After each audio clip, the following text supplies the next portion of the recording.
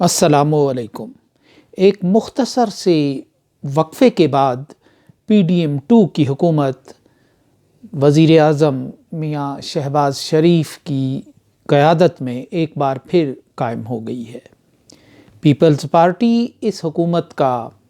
اسی طرح حصہ ہے کہ جیسے PDM-1 کے دور میں پیپلز پارٹی اس حکومت کا ایک اہم کمپوننٹ تھی۔ شہباز شریف پاکستان کے وزیر اعظم منتخب ہو گئے اور انہوں نے پارلیمنٹ کے ساتھ ایک انتہائی کشیدہ ماحول میں خطاب کیا۔ ان کا خطاب روایتی باتوں کا مظہر تھا، روایتی دعووں سے بھرپور تھا اور آنے والے دور کا ان کے پاس سوائے اس کے کوئی خاکہ نہیں تھا کہ محض جملے اور محض دعوے اور محض خواب و سراب دکھائے جا رہے تھے۔ ان کے پاس ملک کو بدلنے کا نہ تو کوئی خاکہ موجود تھا اور نہ ملک کو بدلنے، ملک کی حالت زار کو تبدیل کرنے کا عزم ان کے ہاں جھلک رہا تھا۔ جھکی جھکی نگاہیں اور خفت آمیز قسم کے چہرے اور ٹوٹے ہوئے لہجے حکومتی بینچوں پر بہت بآسانی دیکھے اور پڑھے جا سکتے تھے۔ اس کے برعکس اپوزیشن ہاتھوں میں عمران خان کی تصویریں اٹھائے نعرہ زن تھی اور اس کے لہجے میں ایک اعتماد جھلکتا تھا۔ گویا کہ اب پاکستان کو جتنا بھی سفر اس سیٹ اپ کے، اس ڈھانچے کے ساتھ کرنا ہے وہ انہی مناظر سے بھرپور رہے گا۔ ایک تھکی ہوئی، ٹوٹی ہوئی، ہاری ہوئی حکومت ہوگی، کمزور بنیادوں پر کھڑی حکومت ہوگی، تو دوسری جانب پر اعتماد، جارحانہ اور ایک سخت گیر قسم کے لہجے کی حامل اپوزیشن ہوگی، اور وہ اپوزیشن بھی اتنی کمزور نہیں ہے کہ جتنا ایک خاکے میں اس کا کردار رکھا گیا تھا، یعنی 20 سے 25 سیٹوں کے درمیان اس کے لیے جو رول مختص تھا اس سارے منظرنامے میں، وہ تانا بانا عوام نے توڑ دیا تھا۔ عوام نے بڑی تعداد میں باہر نکل کر اس سارے خاکے کو غتربود کر دیا تھا اور اس کی جگہ ایک نیا عوامی رنگ بھر دیا تھا، اور اب ایوانوں میں وہی عوامی رنگ نظر آ رہا ہے۔ وہ حقیقت میں ان لوگوں کا رنگ ہے کہ جو جوک در جوک نکلے، رسیاں توڑوا کر نکلے، پوش علاقوں میں نکلے، غریبوں کی بستیوں میں نکلے، کچی آبادیوں میں نکلے، اور انہوں نے اپنا حق رائے دہی استعمال کر کے اس سارے تانے بانے کو توڑ کر اور بکھیر کر رکھ دیا جو اس ملک کے مستقبل کے حوالے سے بہت ارمانوں کے ساتھ اور بہت سے اقدامات اور بہت سی سوچ بچار کے بعد تیار کیا گیا تھا۔ اب پاکستان نے اگلا سفر اسی سیاسی انتشار کی راہ پر طے کرنا ہے۔ اتنی ہی چارجڈ، اتنی ہی باغیانہ روش کی حامل اپوزیشن اب موجود رہے گی، اور اس کو دبانے کے لیے، اس کو کچلنے کے لیے جو بھی طریقہ کار اختیار کیا جائے گا وہ ایک نئے فساد کو جنم دیتا چلا جائے گا۔ پاکستان میں جو حکومتی تبدیلی آئی تھی جسے عمران خان نے رجیم چینج کا نام دیا تھا، اور یہ رجیم چینج کسی علل ٹپ اور کسی وقتی مصلحت اور کسی وقتی غصے اور ابال کا نتیجہ نہیں تھی۔ یہ ایک ایسی کشمکش تھی جو پاکستان کی ہیئت مقتدرہ اور امریکہ کے درمیان چلتی چلی آ رہی تھی، مدتوں سے چلتی چلی آ رہی تھی، مختلف ادوار میں چلتی چلی آ رہی تھی۔ لیاقت علی خان کے مکے سے لے کر ایوب خان کے 10 سالہ دور اقتدار کے بعد فرینڈز ناٹ ماسٹرز لکھ کر جو کتاب انہوں نے لکھی اس دور میں بھی پھر 7ویں بحری بیڑے کی آمد اور اس کے قدم کہیں دور جا کر بحیرہ عرب میں ہی رک جانا، اور پھر ذوالفقار علی بھٹو کا ایک عروج، اور پھر ان کی پھانسی، اور پھر ان کو ہنری کسنجر کی ایک دھمکی، اور ایٹمی پروگرام، اور پھر اس ایٹمی پروگرام کا مسلسل تعاقب، اور یہاں تک کہ پھر غلام اسحاق خان کو امریکی سفیر کا یہ کہنا کہ آپ ایٹمی مواد تیار کر رہے ہیں اور آپ ایک ممنوعہ ایٹمی صلاحیت کے قریب پہنچ چکے ہیں، یا آپ ایک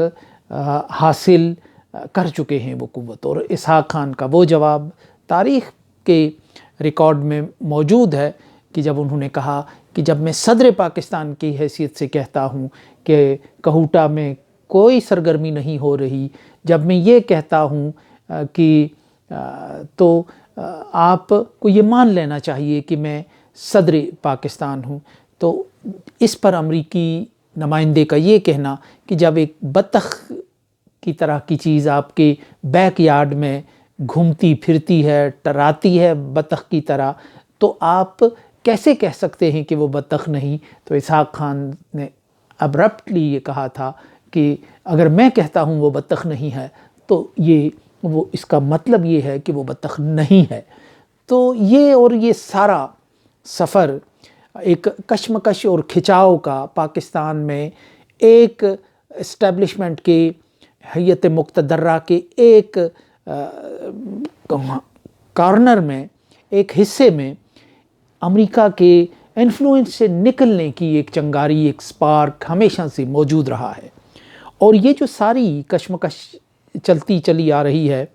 اس کو سب سے خوبصورت اور بہترین نام اگر کسی نے دیا ہے تو وہ امریکی مصنف ڈینیل ایس مارکے نے دیا ہے، کہ جنہوں نے ایک کتاب لکھی ہے کہ no exit from Pakistan, America's tortured relationship with Islamabad. یعنی انہوں نے پاکستان اور امریکہ کے جو تعلق ہے، کہ جس کو ہم بہت اچھا اور دوستی کا اور شراکت داری کا اور سہولت کاری کا اور اعتماد کا کہتے نہیں تھکتے، امریکہ کے مصنف اور دانشور نے اس کو ایک اذیت ناک تعلق قرار دیا ہے، ٹارچرڈ ریلیشن شپ، یعنی جس میں تشدد ہے، جس میں اذیتیں ہیں، جس میں ایک دوسرے کے لیے مشکلات ہی مشکلات ہیں، اور ایک دوسرے کے لیے ایک ذہنی عذاب اور عذاب ہی عذاب ہے۔ اور اس کتاب میں ہی امریکہ کا جو پاکستان کے حوالے سے روڈ میپ ہے وہ واضح ہوتا ہے۔ یعنی یہ جو مصنف ہیں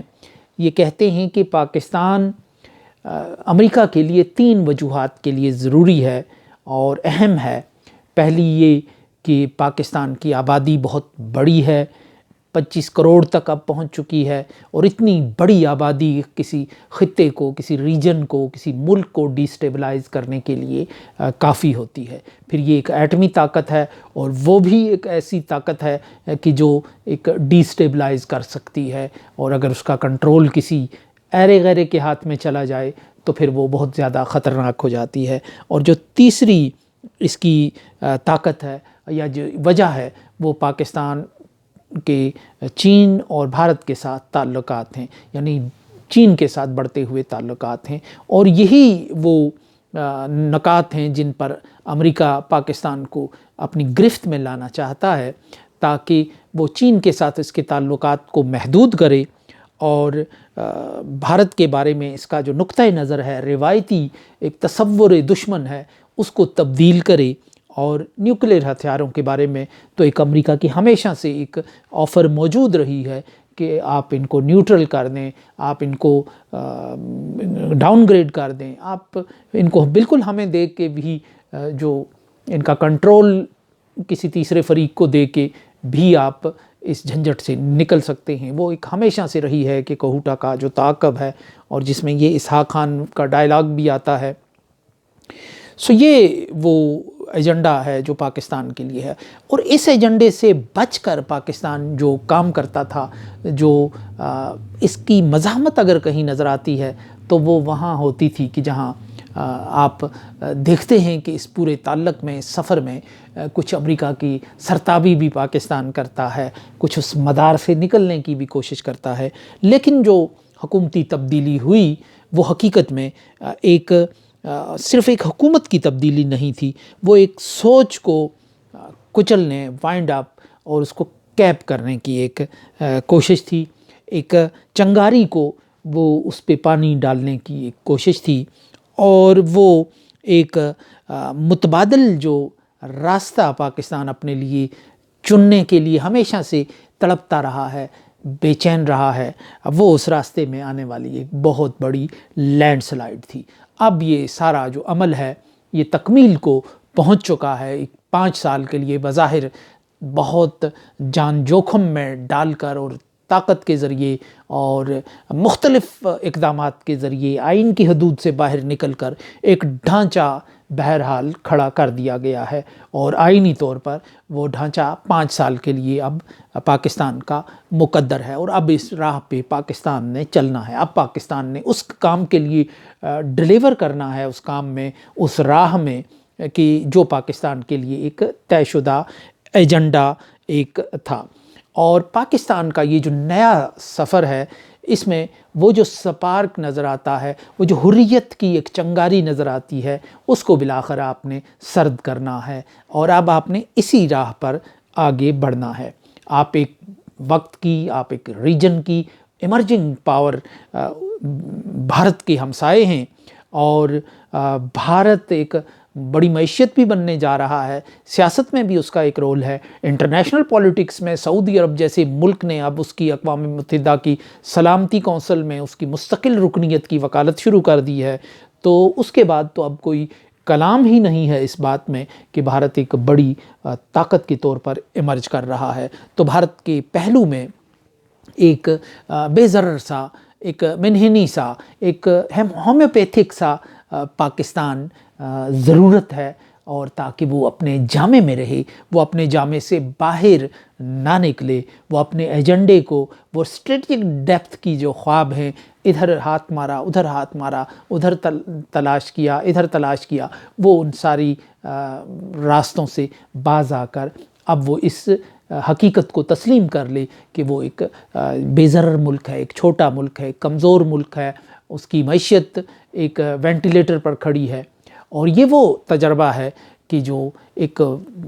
خلیج کی جو مشرق وسطیٰ کی ایک ایمرجنگ طاقت ہے، ایک ایٹمی طاقت ہے، اور اسرائیل اس کے پہلو میں جو ایک شاندار تہذیب کے حامل، فرعین کے تہذیب پر فخر کرنے والے اور عربی تہذیب پر فخر کرنے والے، مصری تہذیب پر فخر کرنے والے ملک مصر کے ساتھ یہ سارا حادثہ ہو چکا ہے کہ وہ ایک ایمرجنگ پاور کے پہلو میں بیٹھا تھا، اور وہ اس کو چیلنج کر سکتا تھا، اس کے ڈیزائنز کو چیلنج کر سکتا تھا، اس کے جو عزائم ہیں، اس کے منصوبے ہیں، ان کی راہ میں رکاوٹ ڈال سکتا تھا۔ تو بالآخر رفتہ رفتہ رفتہ مصر کو ایک ہومیوپیتھک ملک بنا دیا گیا۔ آج وہ مصر جو ایک سٹیک ہولڈر ہوتا تھا فلسطین کا، فلسطین میں قتل عام ہو رہا ہے، غزہ برباد ہو گئی ہے، وہاں انسانوں کی تباہی ہو گئی ہے، وہاں بچوں کے ساتھ کیا سلوک ہو گیا ہے، اور پتہ ہی نہیں کہ مصر نام کا کوئی ملک بھی ہے کہ جو سب سے میجر پلیئر ہوتا تھا فلسطین کے قضیے کا، اور اسرائیل کو آنکھیں دکھا سکتا تھا یا دکھانی چاہیے تھی، کیونکہ اس کے بالواسطہ جو تنازع ہے، اس کے اثرات بالواسطہ یا بلا واسطہ سب سے زیادہ جس ملک پر مرتب ہوتے ہیں تو وہ مصر ہے۔ تو مصر کو اسی طرح انہی حالات میں رفتہ رفتہ اس کو نیوٹرل کر دیا گیا، اس کو ہومیوپیتھک بنا دیا گیا، اور آج وہ ایک اسرائیل کے معاملے میں، مقابلے میں ایک بھیڑیے اور میمنے کی سی مثال ہے، اور یہی وہ فارمولہ ہے جو پاکستان کے لیے طے کیا گیا ہے، اور اسی فارمولے کے تحت یہ سارا جو نقشہ ہے، جو سارا سینیریو ہے، یہ بنا گیا ہے، اور اب پاکستان کے عوام وہ ماہی بے آب کی طرح اچھلتے ہیں، تڑپتے ہیں، اور اس منظرنامے کو، اس نقشے کو وہ بدلنے کی خواہش رکھتے ہیں۔ وہ بالکل ایسا ہومیوپیتھک پاکستان نہیں چاہتے اور وہ اس کو بدلنا چاہتے ہیں، لیکن بہرحال یہ ایک کشمکش کی سی کیفیت ہے، اس میں پاکستان کے لیے انتشار ہے، اور اگر پاکستان کے جو فیصلہ ساز اس ساری صورتحال کا جائزہ لے کر دوبارہ اس پوری صورتحال کا جائزہ لے کر یہ دیکھتے نہیں ہیں کہ ان کا جو گاڑی کا جو کانٹا ہے وہ کہاں بدل کر رہ گیا، اور یہ جو پاکستان تشکیل ہوا ہے یہ کبھی امریکہ کے خلاف 2 جملے بھی کہہ سکتا ہے، اسرائیل کے خلاف بھی 2-4 جملے کہہ سکتا ہے، بھارت کو بھی آنکھیں دکھا سکتا ہے زبانی کلامی حد تک، کشمیر کی ڈے بھی منا سکتا ہے، کشمیریوں کی جو حمایت میں 2-4 بیانات بھی دے سکتا ہے، اقوام متحدہ کے ایوانوں میں بھی کشمیر پر ذکر تقریر کر سکتے ہیں ہلکے پھلکے 2-4 جملے بول کر، اور مسئلہ کشمیر کی گردان بھی 6 سال 6 مہینے کے بعد کر سکتے ہیں، لیکن یہ عملی طور پر اس ریجن میں جو ایک انتظام ہے، طاقت کا توازن ہے، یہ اس کو خراب کرنے کی پوزیشن میں نہیں ہوگا، اور ہوگا وہ کہ جو ریجن کی کہ تھانے دار صاحب، چوکیدار صاحب جو چاہیں گے اپنے تفویض کردہ رول کے مطابق ہوگا وہ، اور پاکستان یا جو چھوٹے ہومیوپیتھک جو طاقت ہے اس بڑی ایمرجنگ طاقت کے قریب وہ حالات کی ایک تماشائی کے طور پر اپنا کردار ادا کرتی رہے گی۔ سو اب شہباز شریف اور پی ڈی ایم کی جو حکومت ہے، جو بہت آزمودہ کار لوگ ہیں انٹرنیشنل اسٹیبلشمنٹ کے، اور ان کے ساتھ ایک تعلق رہا ہے اور ایک اچھی ایک تعلقات کار رہے ہیں، اب وہ میدان میں آ گئے ہیں۔ اب دیکھنا یہ ہے کہ اس سفر کا انجام کیا ہوتا ہے، اس کا اختتام کہاں ہوتا ہے، لیکن یہ بات طے ہے کہ اگر اس سفر کو روکا نہ گیا اور اس سفر میں کوئی نیا مڑا نہ گیا اور کوئی یو ٹرن نہ لیا گیا تو یہ سفر پاکستان کو کہیں کا نہیں چھوڑے گا۔